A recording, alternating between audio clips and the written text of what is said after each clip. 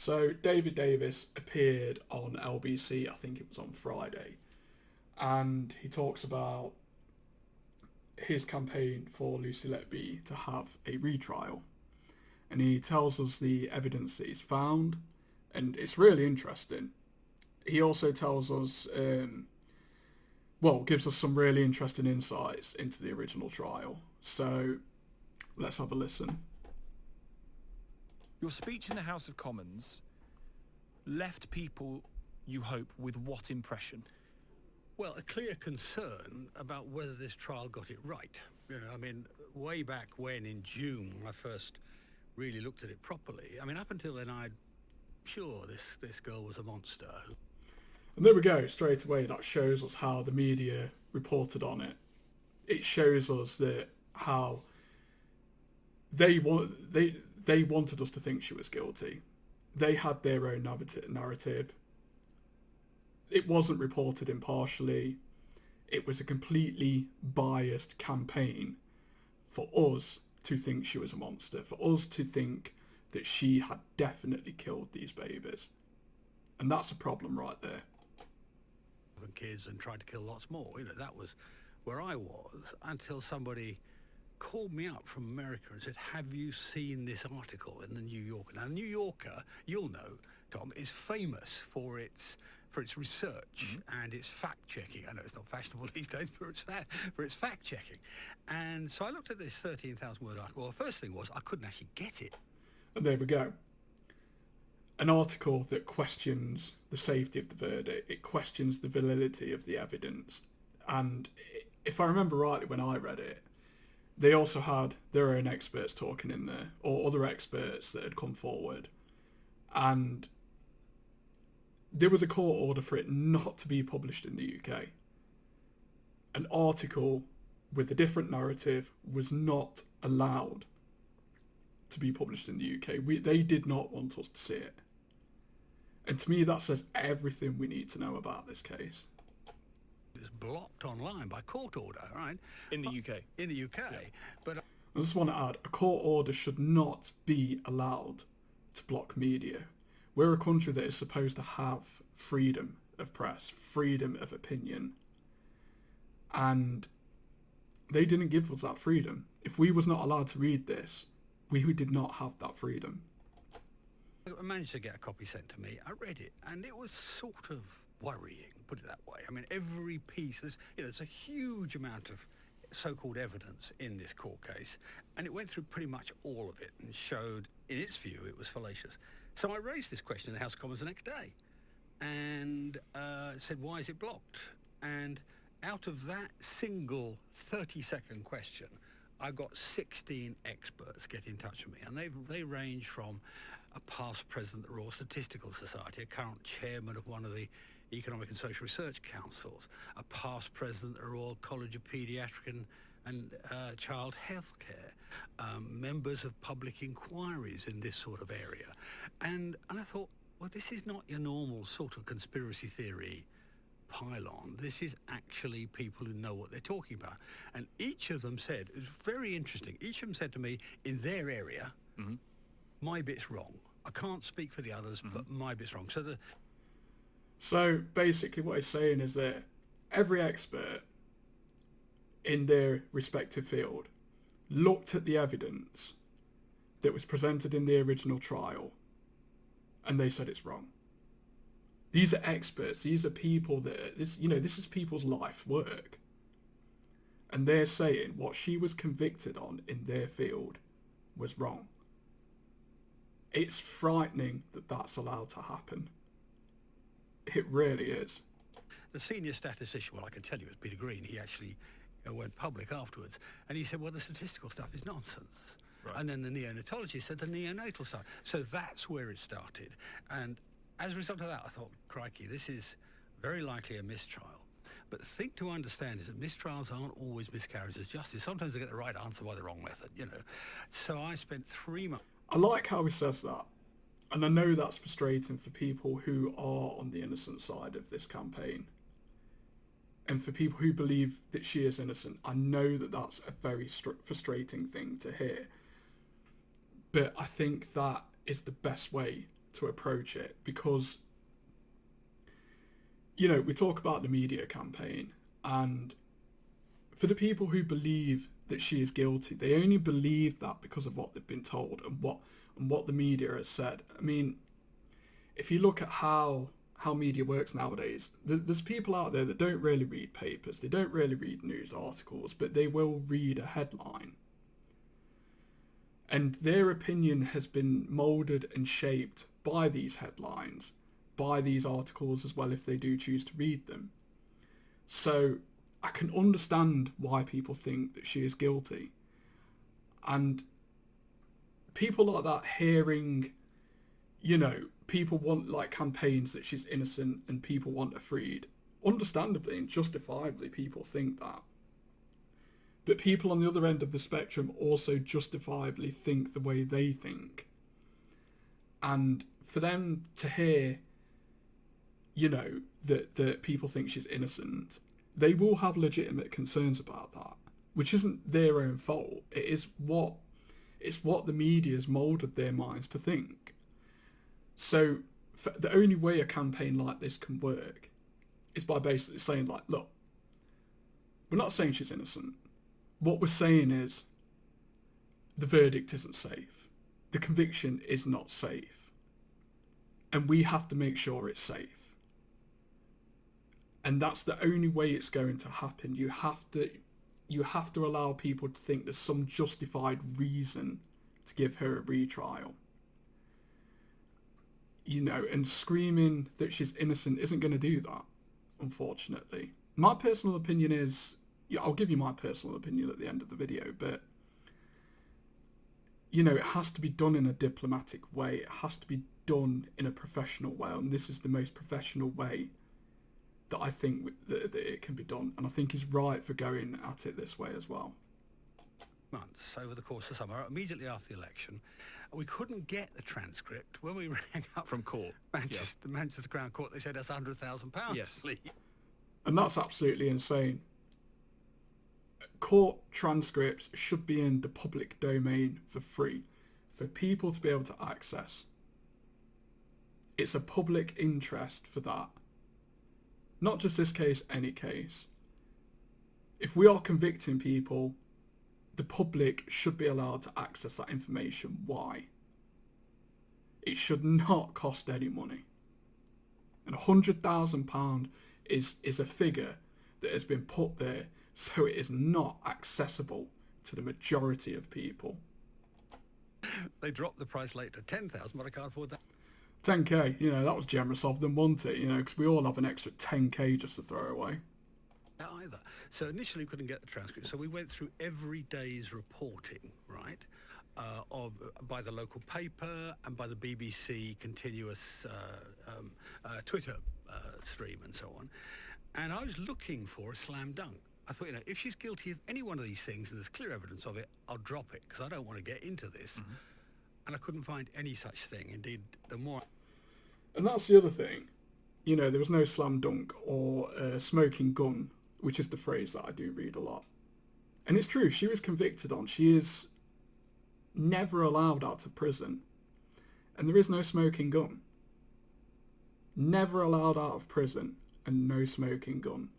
That's insane in itself. And that's what we've got to convince, unfortunately, the majority of the public of. You know, this woman was convicted and there's no sufficient evidence for that. The more I looked at it, the more doubt I had. And that's what started me on the route that led to the debate last week.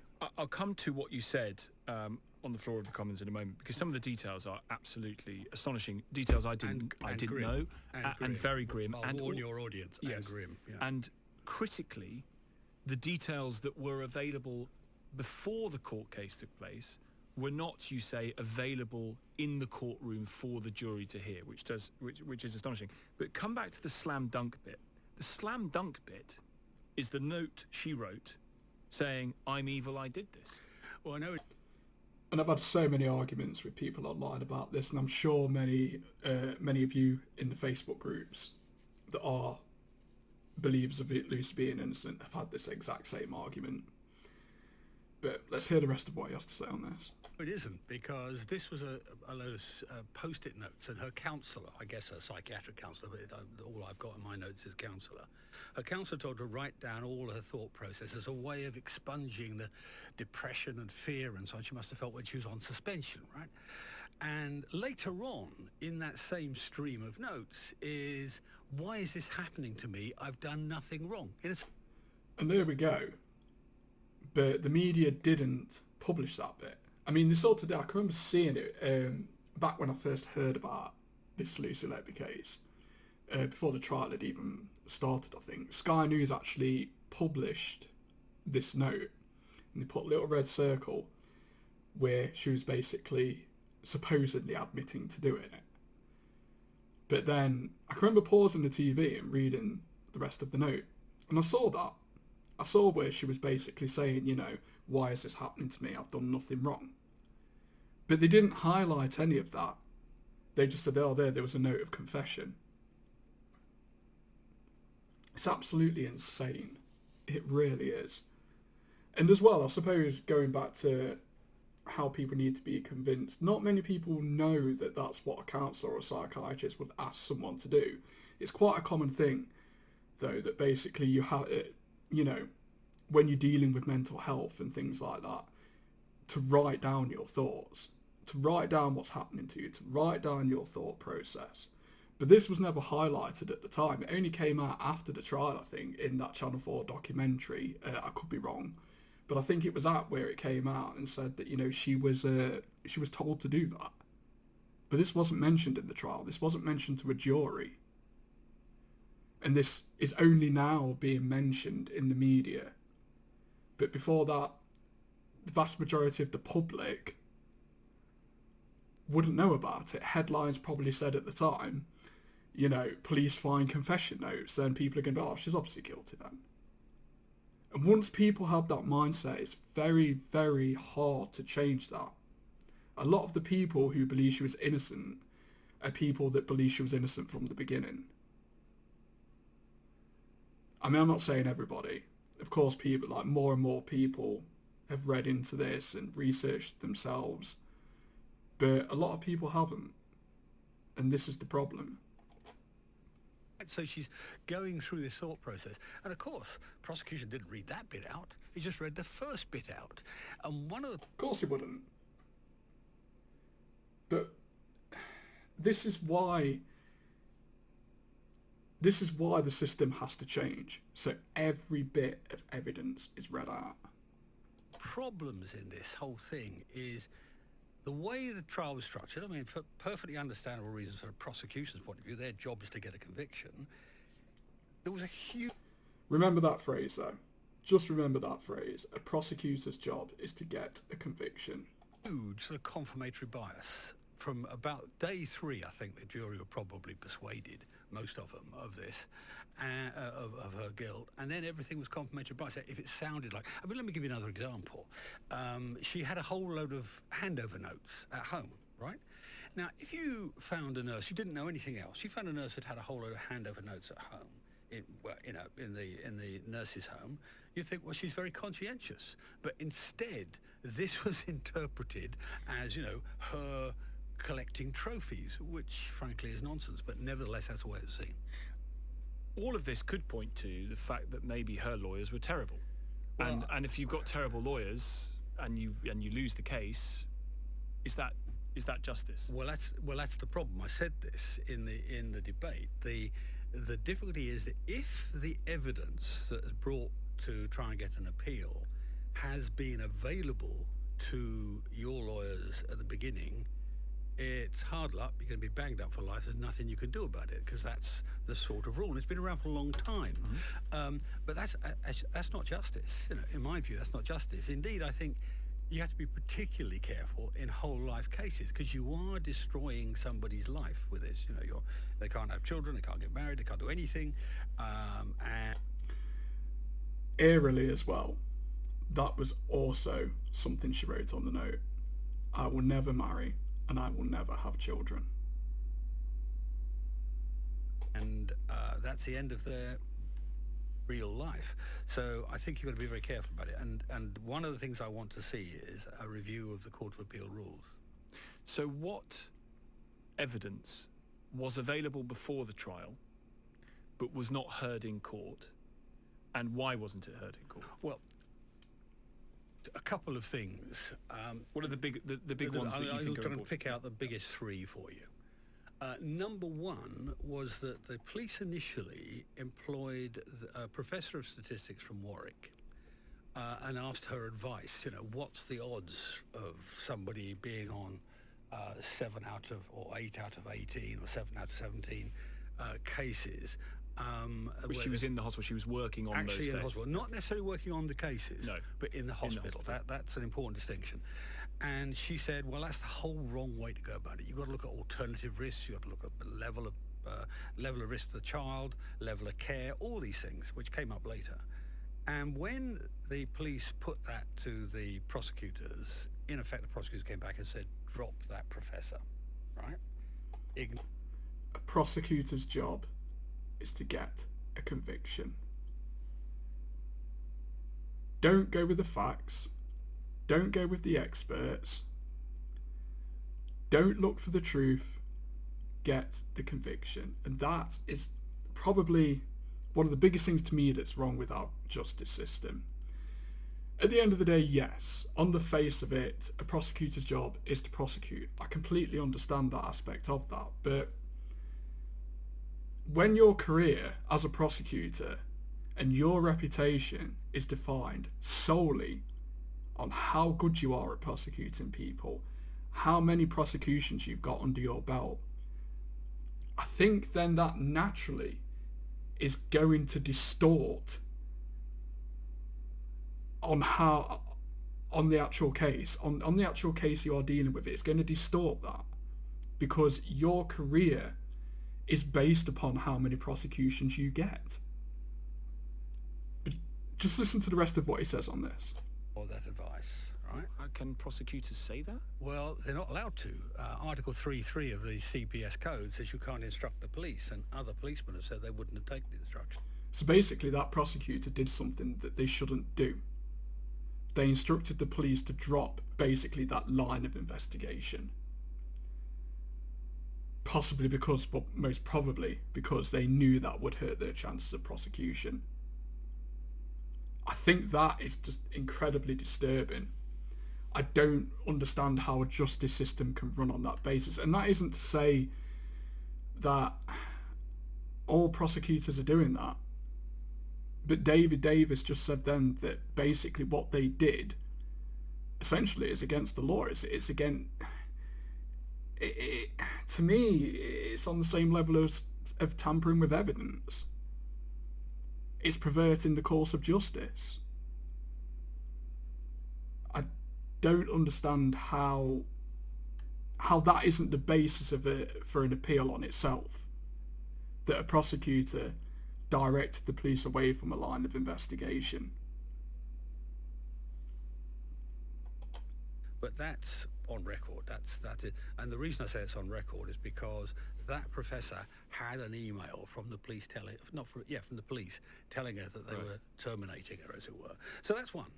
But then, so the statistical arguments fall to pieces, and that's what the statistical arguments fall to pieces, and that's really what Peter Green, the ex-head of the Royal Statistical Society, and a number of other senior statisticians have said it's just flawed. Then you come to the reason for the what is seen as the diagnosis that renders these deaths as murders. Mm-hmm. That's an important difference of view. And there's a lot of evidence historically around the world, in Netherlands and Italy and so on, of nurses being convicted of killing children who died from natural causes. There's even a case in Britain with Sally Clark, with a mother. Yes. In this, the evidence of a man called Dr. Dowie Evans was very important. And in essence, he suggested 3 causes of death: injecting air into the stomach, injecting air into the veins, and air embolism, and insulin injection. Those are the 3 causes.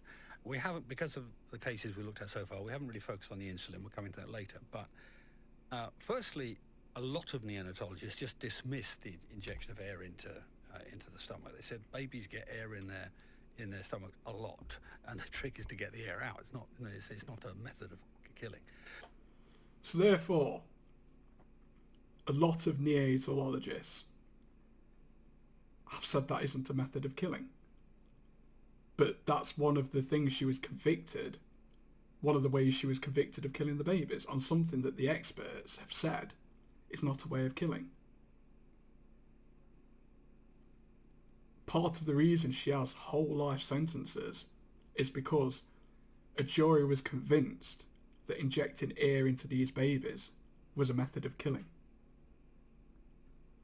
It's absolutely shocking. It really is.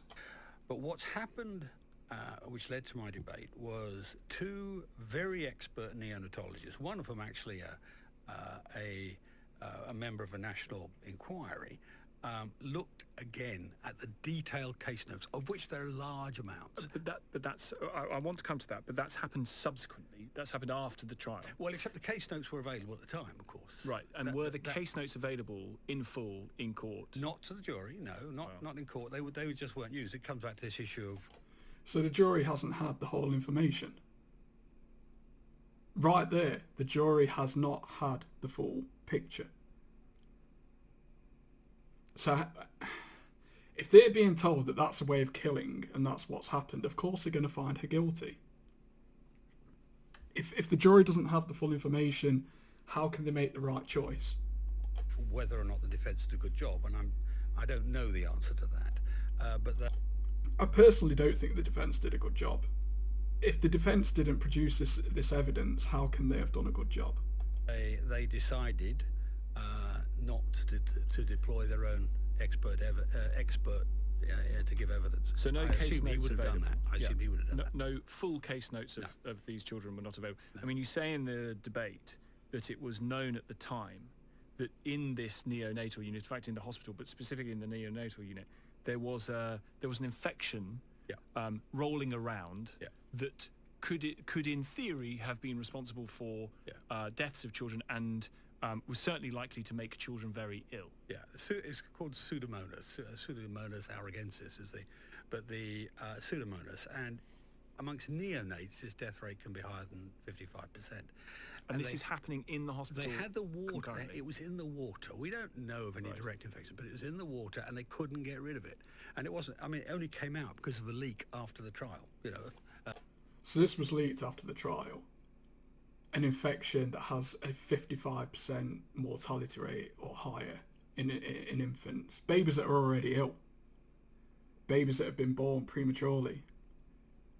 And again, this wasn't mentioned at the trial. It wasn't mentioned to the jury. But yet it was there. And it's only because of a leak it's come out. It was in the water in the hospital. How can this be allowed to be kept? It's shocking.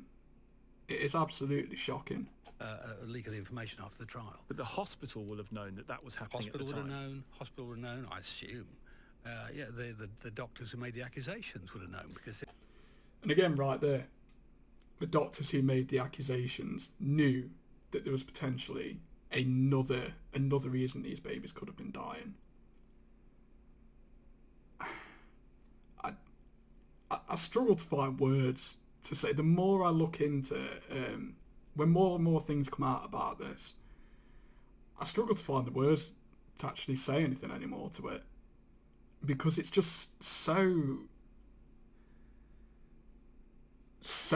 just crazy that it's got this far, that someone's potentially spending the rest of their life in prison, been labelled as a murder, serial killer in one of the worst possible ways, killing young babies, and yet all this other information is coming out that wasn't investigated at the time, that wasn't presented to a jury as an alternate explanation. And there's even more that comes out in this video. They're trying to stamp this out, and that could have had, because bear in mind this all starts with a spike in deaths, an increase in deaths, and it could have been one of the contributory reasons. And as you say, none of this is to suggest in your mind that Lucy Letby is innocent. As you say, they might have come to the right conclusion, but through the wrong method. But you're saying that this is a mistrial because the available evidence, even at the time, let alone new evidence that emerged, the evidence at the time of the trial was not heard in court, was not presented to the jury. Let's be clear, I do think it's a miscarriage, and the reason I say that is because I think the probability of the other reasons for death is much, much higher than the idea that a young woman who'd taken up nursing as a career suddenly became a murderer. And again, that's another good point. You know, he's saying the probability. All these other reasons that are presented are a higher probability of how these babies died, rather than a nurse taking up a career in nursing so she could murder babies. Or murder anyone for that matter. You know, and that is another good way of saying to people who believe she's guilty, like, look, you know, basically if all these other probabilities were presented at court to a jury, would they have come to the same conclusion? Probably not. The statistics that will be debated very keenly. You mentioned Dewey Evans, Dr. Dewey Evans, who you say has changed his mind a number of times. He denies that, but he was very critical in giving the statistical evidence that possibly allowed the jury to come to the conclusion that they did. I mean, this is very complicated. Yes. Very complicated stuff. Yes. The police struggle with this stuff. Prosecutors might struggle with. Do you think of a case of this seriousness or cases of this seriousness, actually a jury trial is the right way of going about this? That 12 men and women who are picked from the community, go and give up their services, are the right people to actually judge? Yes, I do. I mean, I think the failure in this is the court failure, the judiciary, rather than the jurors. Because at the end of the day, the question is the question to be answered is straightforward. Did this person kill these children? And I agree, it's a straightforward question, and I do think that the jury is an effective way of delivering a verdict, but only if they are given the full picture, if they have every piece of information. If anybody in any situation is making a decision on anything, you have to have all the facts, all the information to make that informed decision. You can't do that if things are kept away from you. And it's exactly the same with a jury. The likelihood of them coming to the wrong conclusion is very high if they're not given all the evidence, if they're not given all the information. They're not going to come to the right conclusion, and that is the problem. Prosecutors telling police not to follow a certain line of investigation. That in itself is going to direct the jury to the wrong opinion. It would direct anyone to the wrong opinion. So a jury is flawed if every other part of the court system fails. If every other part of the court system fails, the jury will fail. It's as simple as that. It's how the evidence is presented. Now, there was back in 2011, there was a Law Commission report into expert evidence, and it said that it's very difficult to get impartial expert evidence under the current system. What happens now is the police go out and find somebody and employ them. So Mr. Evans, Dr. Evans, I beg his pardon, Dr. Evans was employed by the police. Now, I'm afraid, you have to be inhuman for that not to put some pressure on you towards a certain attitude. And he actually said to the private eye doctor that he'd won 34 out of 35 cases. And there we go again. He's basically saying, like, I've won all these, I've won 34 out of 35 cases. That isn't the attitude to have. You're not there to act as a prosecutor. You're not there to find someone innocent or guilty. You're there to provide expert opinion, expert analysis. You just follow the data that leads to any conclusion. And it sounds like he's going in there with the attitude as a career prosecutor or a career defence or, a career lawyer or whatever. He's just there to provide data. And that's where the justice system falls apart again. Because the jury is then being fed a narrative, not data. That mindset's the wrong one for a court. I can understand it. He's employed by the prosecutors, but the court should have somebody completely impartial. And we haven't fixed that since 2011. But you still have faith in the jury system? Yeah. Even with very complicated, very difficult statistical analysis? Let me tell you why in 30 seconds. One of the most complicated financial cases we ever had was the Jubilee line fraud case. And because it fell to pieces, we were able to interview the jurors. It's illegal to interview jurors normally, but we were able to interview jurors. And everybody thought, oh, well, this is so complicated you can't understand it. And the jurors said, no. So we can understand it. Trouble was with the lawyers in the court. They couldn't explain it properly. We understood exactly what was going on. And I think the jury is much more robust than you think, so long as the case is presented accurately and clearly. And both of those things, accuracy and clarity, were missing in this. Have you spoken with Lucy Letby? No.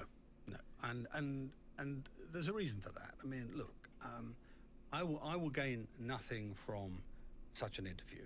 I know some psychopaths who are very charming, and I know some innocent people who have been Probably been in cabinet with them. well, you were there.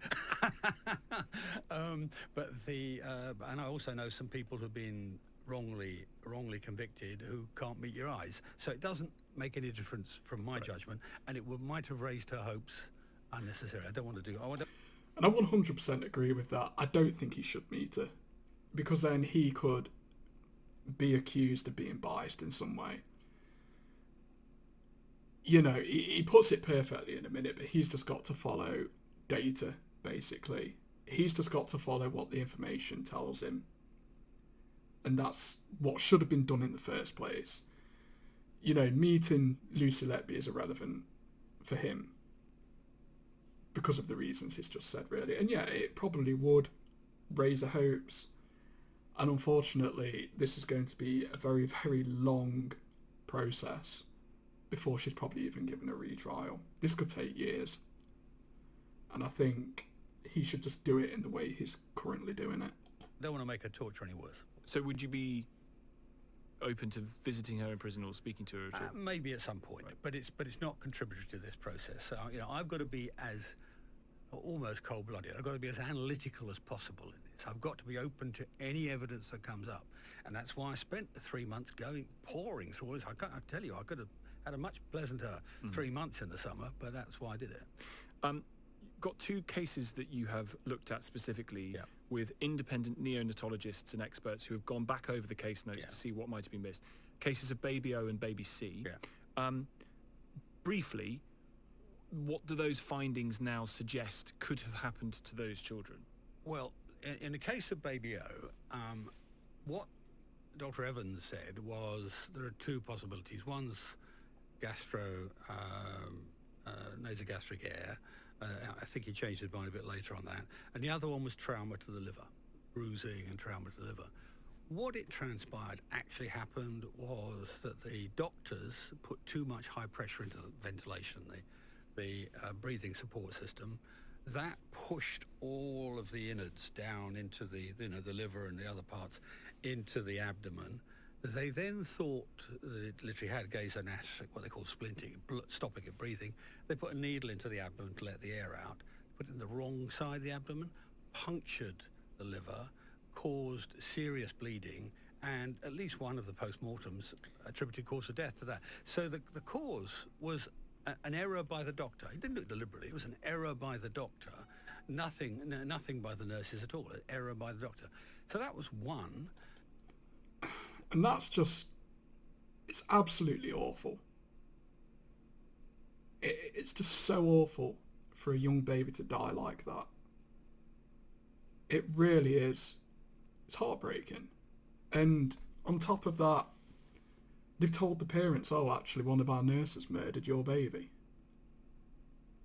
It's disgusting.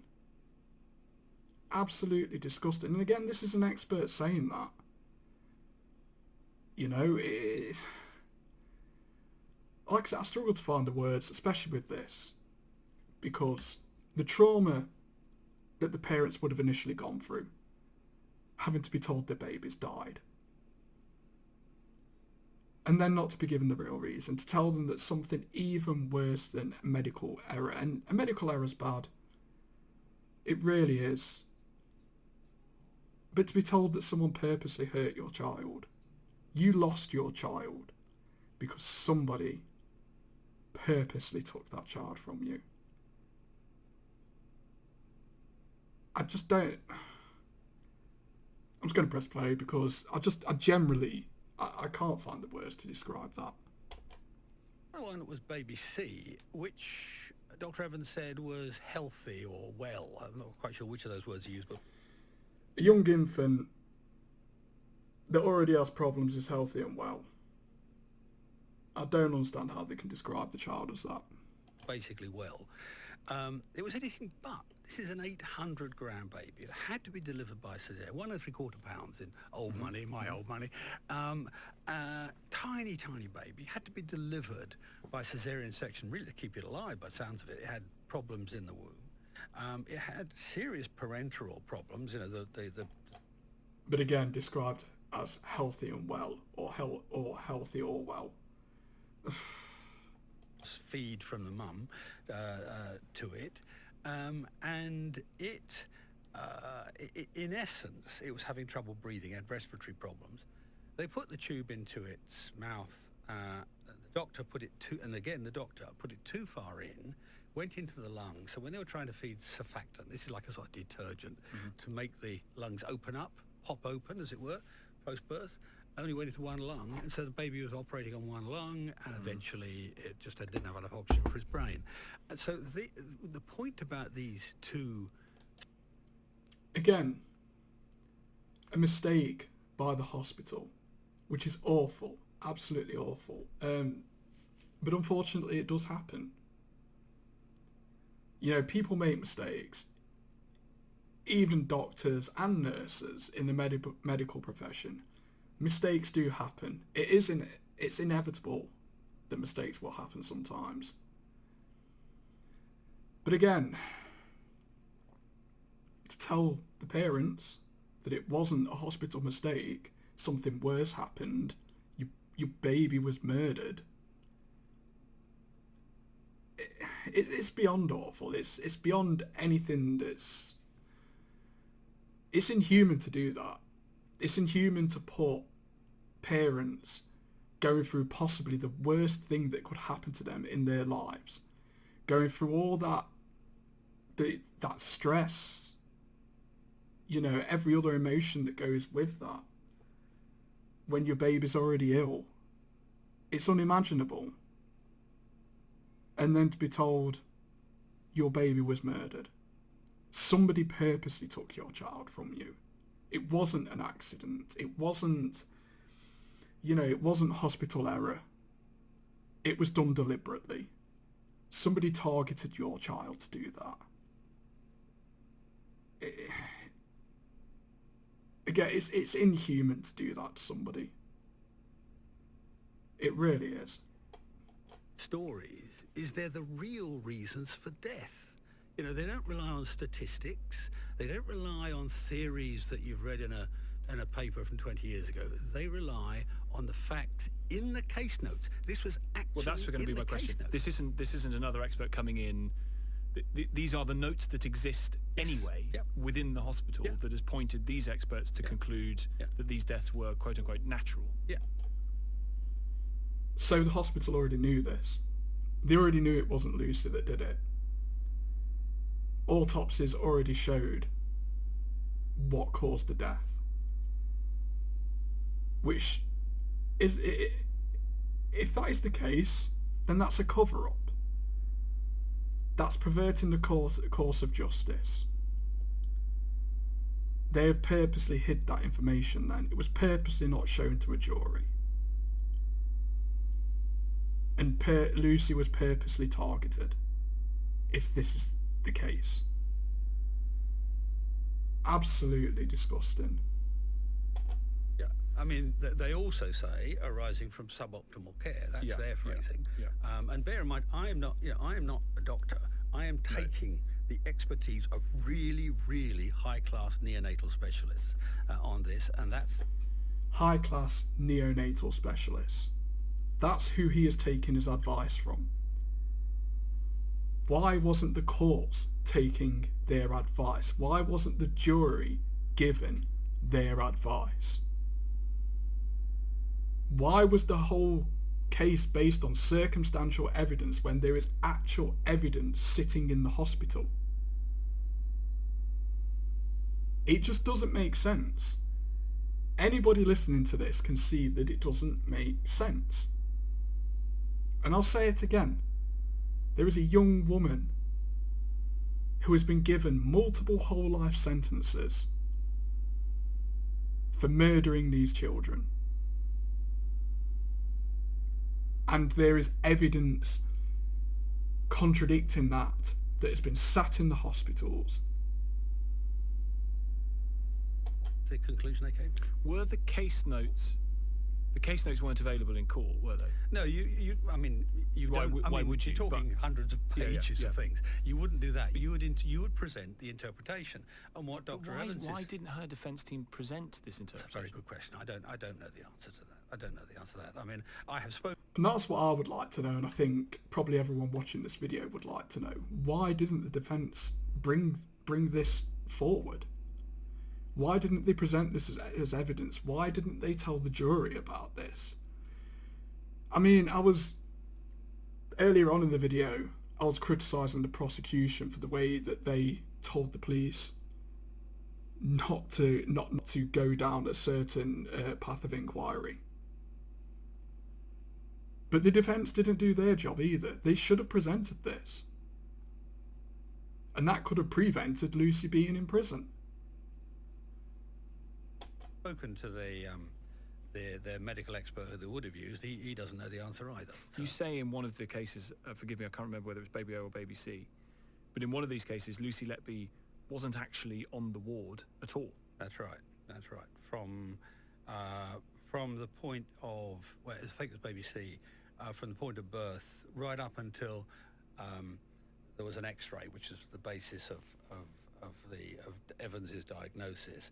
She wasn't She there injected air into the child. That's right, and she wasn't there until then. She was there for the very last moments of his life, as it were. But that was So when the baby was already probably crashing, that's when she was there. But she wasn't there prior to the crash. So again, how can she be convicted of that? very last shift. Yeah. What's the next step? What's the thing that you need to see happen next, do you think? Well, there's 5 more cases to go through, which are going to come in terms of what I'm doing. But the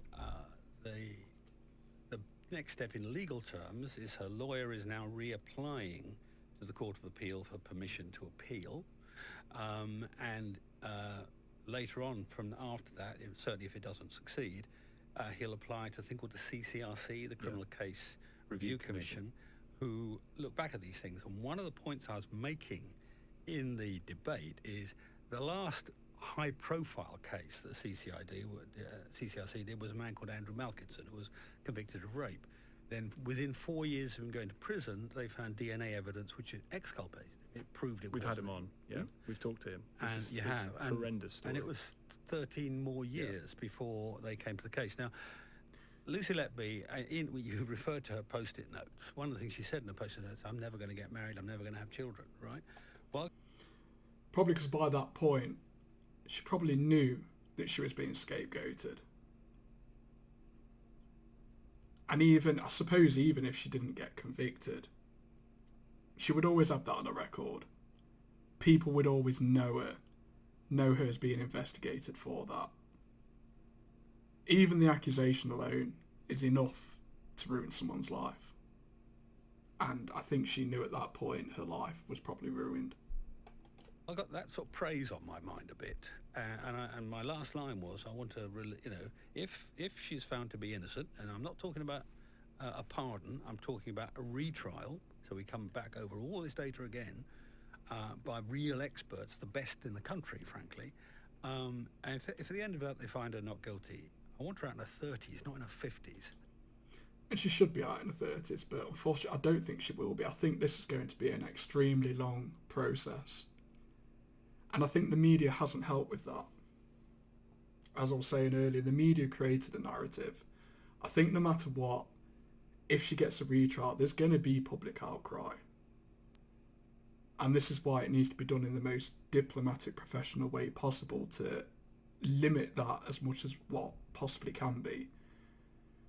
But I think even if she gets found innocent at her next trial, this is going to stay with her for the rest of her life as well. So even if she's not out of prison till the 50s, even when she does come out, she's always going to be known as Lucy Letby, the killer nurse. I think she'll probably have to change her identity because much of the damage has already been done. The majority of the damage was done before she even stepped foot in the courts.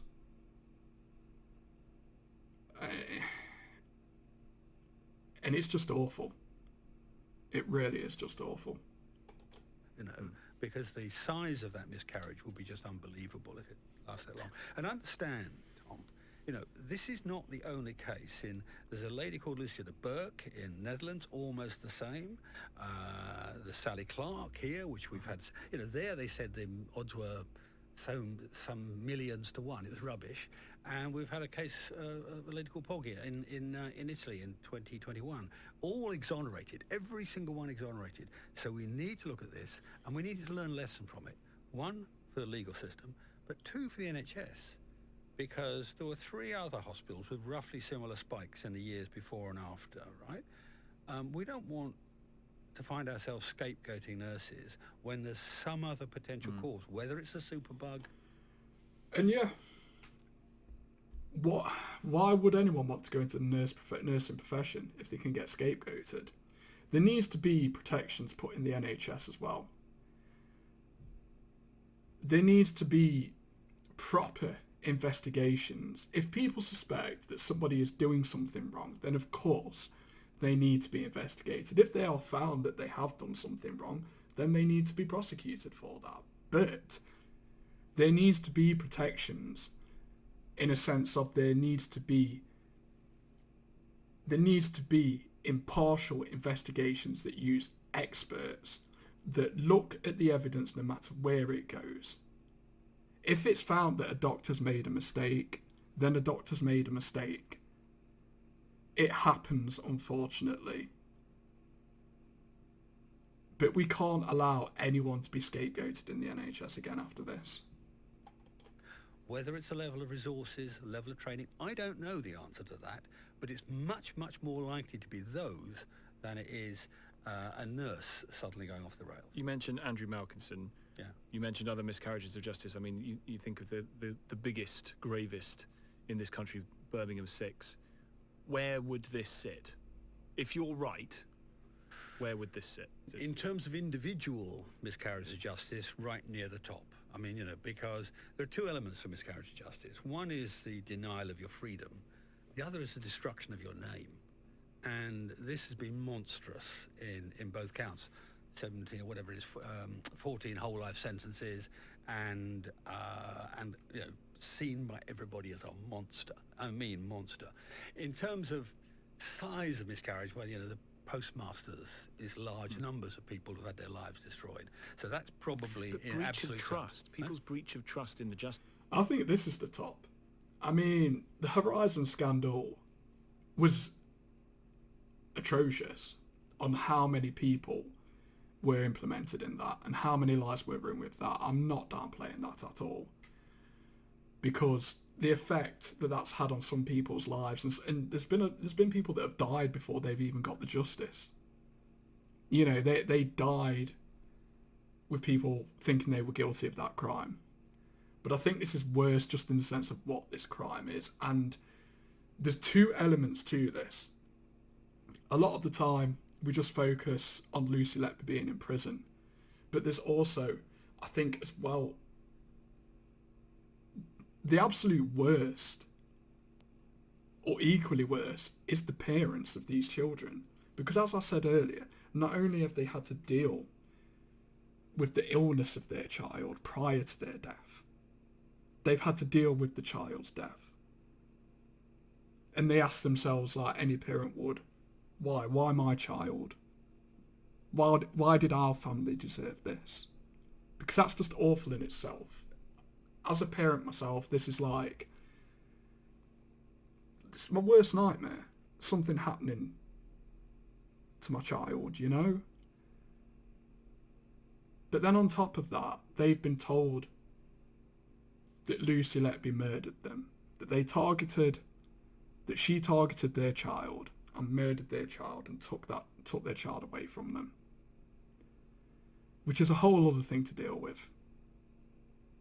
It's going to bring a whole load of other emotions on top of what they was already feeling for the months up until their child died, or the months or weeks until their child died. And then they're told that your child was murdered. Then they have to go through the trial, and then once the trial's happened, they also have to deal with people who are saying she's innocent, which is going to have a negative effect on them. Whether Lucy being innocent is true is irrelevant at that point, because that is still going to have the massive negative effect on the parents.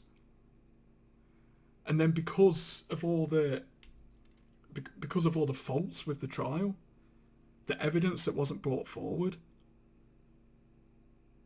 it's still in the media.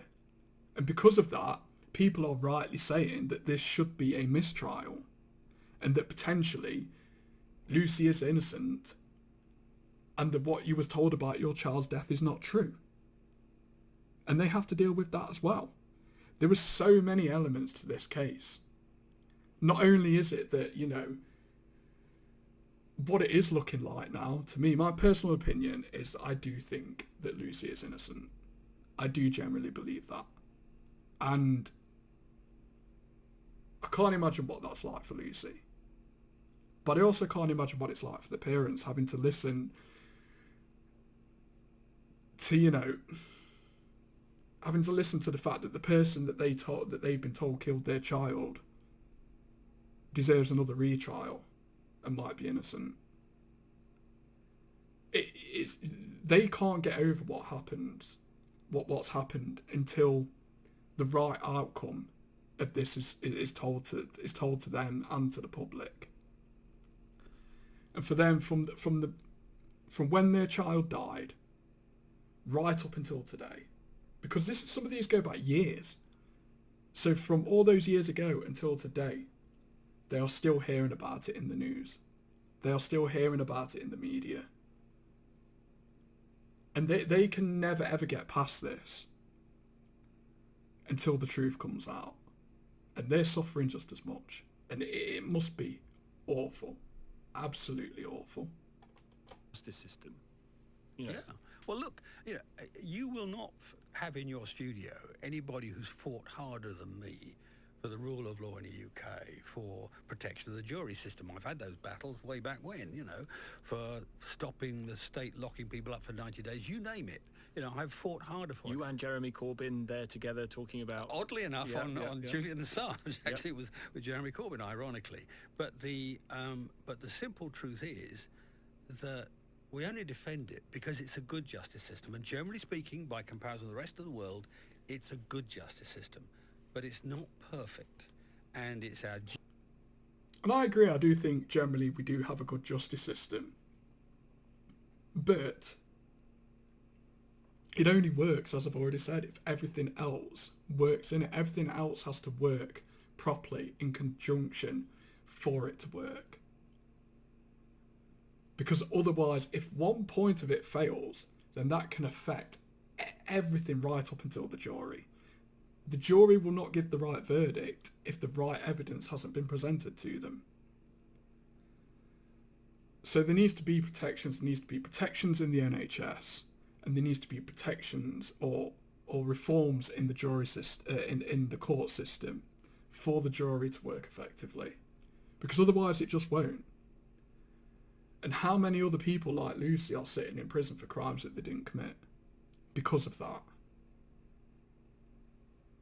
And I think people are losing faith in the justice system because of this. I think this case alone has brought up so many questions.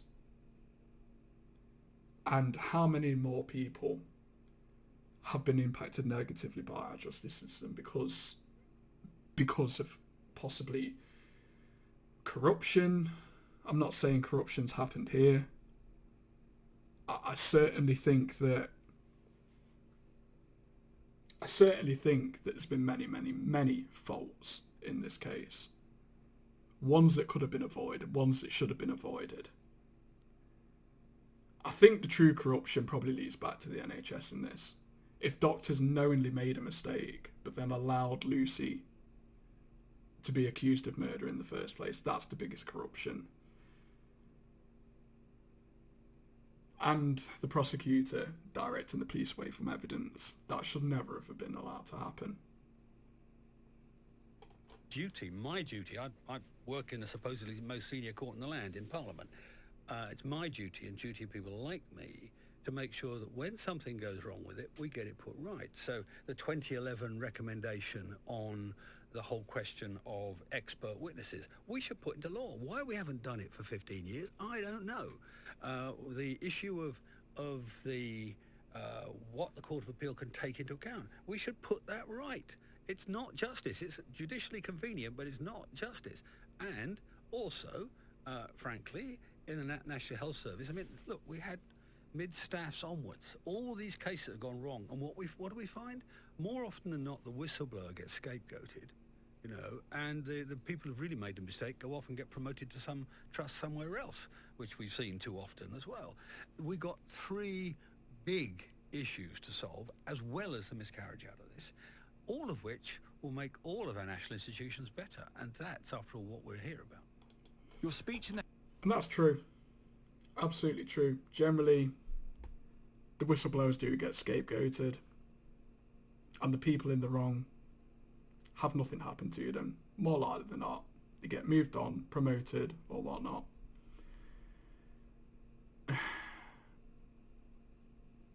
Like I said, the more information that comes to light about this, I struggle to find things to say, because I just generally can't believe that this has happened in the UK, to be honest.